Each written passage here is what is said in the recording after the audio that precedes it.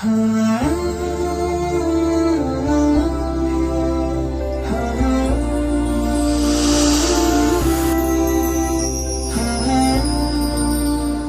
علیکم ورحمۃ اللہ وبرکاتہ۔ محترم ناظرین، آج پورے ملک میں جہاں ایک طرف لاک ڈاؤن اور تالہ بندی ہے، مہنگائی کا دورہ ہے، ایک رپورٹ کے مطابق ہندوستان کے غریب لوگ 17 روپیے میں زندگی گزارنے پر مجبور ہیں اور 60% گرامین اور دیہاتی آبادی صرف 35 روپیے میں اپنی زندگی گزر بسر کرتی ہے۔ سماج میں اور تجارت کے میدان میں پچھڑے طبقے کے لوگ طبی سہولتوں اور میڈیکل فیسلٹیز سے بالکل یا کم و بیش محروم ہیں۔ وہیں دوسری طرف مسلمان تاجر، دکاندار اور کاروباری حضرات ہر کس و ناکس سے، خواہ وہ امیر ہو یا غریب، فقیر ہو یا ملنگ، اخلاق و مروت کے خلاف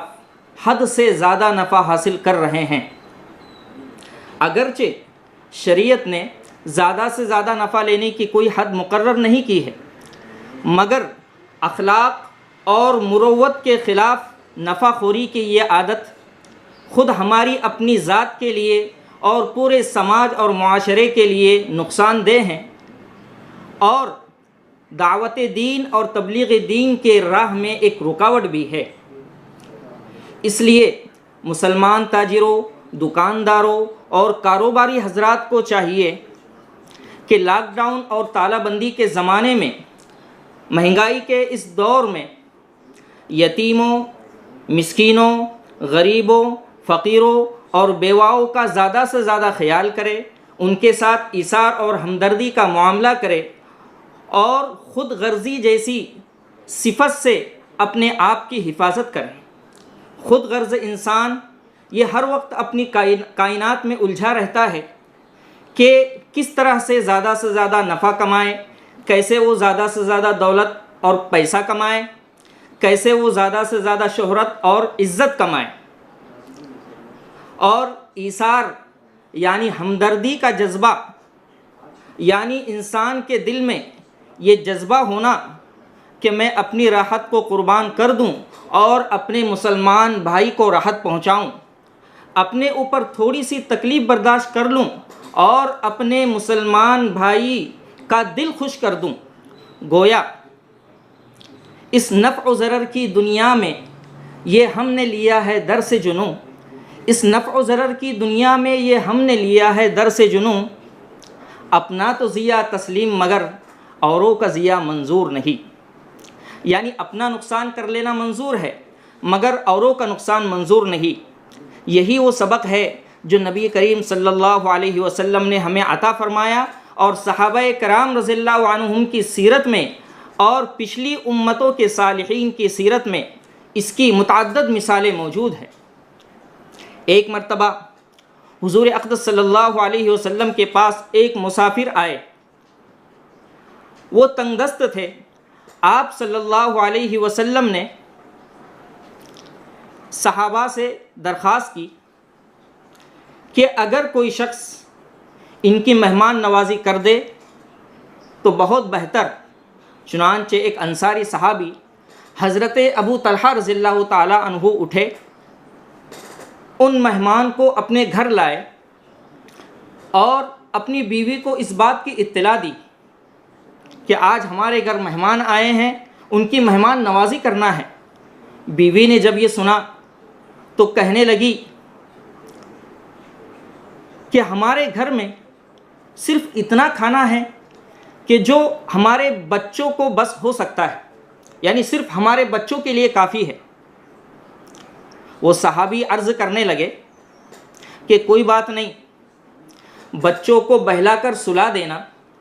اور جب دسترخوان پہ کھانا لگا دے تو چراغ کو بجھا دینا۔ چنانچہ ایسا ہی کیا۔ جب دسترخوان پر مہمان کے ساتھ میں وہ بیٹھے تو ان کی بیوی نے چراغ کی بتی گل کر دی اور حضرت ابو طلحہ رضی اللہ تعالیٰ عنہ اس مہمان کے سامنے اپنا ہاتھ اندھیرے میں دسترخوان پر لے جاتے اور اپنے منہ تک لاتے اور اپنے مہمان کو یہ تاثر دیتے رہے کہ گویا میں بھی کھانا کھا رہا ہوں، یہاں تک کہ جب مہمان پیٹ بھر کر کھانا کھا چکے تو آپ اور آپ کی بیوی اور آپ کے بچے پوری رات بھوک کے ساتھ بسر کیے۔ جب دوسرے دن حضور پاک علیہ الصلاۃ والسلام کے دربار میں پہنچے تو آپ صلی اللہ علیہ وسلم نے حضرت ابو طلحہ کو دیکھ کر بڑی خوشی کا اظہار فرمایا اور ارشاد فرمایا کہ رات کو آپ نے جو بات کی، جو معاملہ آپ کے ساتھ رات میں پیش آیا،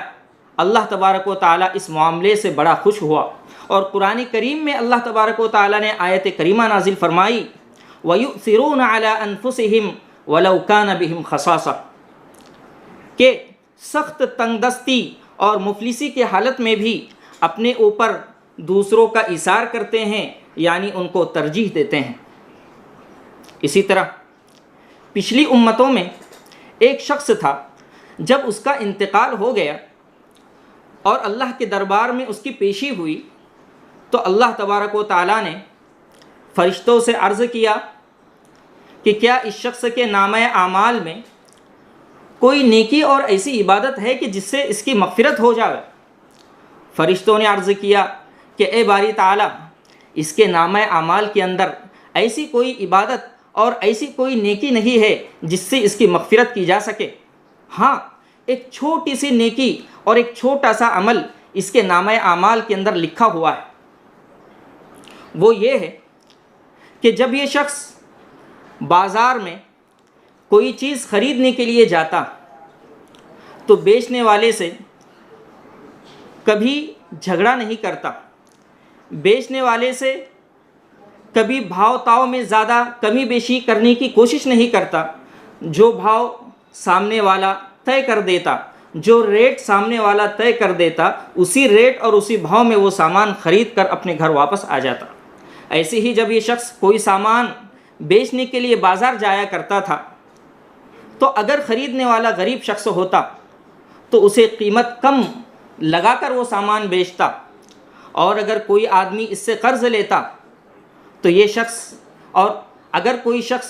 اس سے قرض لیتا اور وہ اس قرض کو ادا کرنے کی طاقت نہیں رکھتا تھا تو وہ اس کے قرض کو معاف کر دیا کرتا تھا۔ اللہ تبارک و تعالیٰ نے فرمایا